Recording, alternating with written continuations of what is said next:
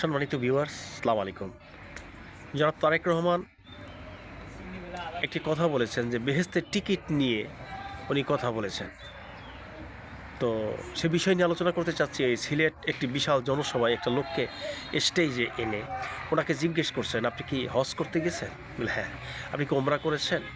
না, মেইন হজ করেছেন। ওমরা করেছি, দুটোটা করেছে। যাক, তো মক্কা শরীফকে সৃষ্টি করেছে বলছে আল্লাহ। মদিনা শরীফকে সৃষ্টি করছে আল্লাহ। আসমানকে সৃষ্টি করছে আল্লাহ। তাহলে সব যদি আল্লাহ সৃষ্টি করে, তাহলে তারা যে এখন বর্তমানে বেহেশতের টিকিট দিচ্ছে, তাহলে তারা হলো মুনাফেক।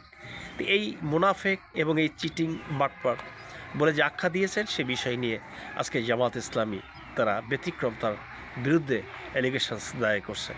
তো দেশবাসী 12 তারিখ নির্বাচন, তো এইভাবে যদি দোষারোপ একজনকে আরেকজনকে কটাক্ষ করে, তাহলে এরা কিভাবে দেশকে পরিচালনা করবে আপনারা বলুন।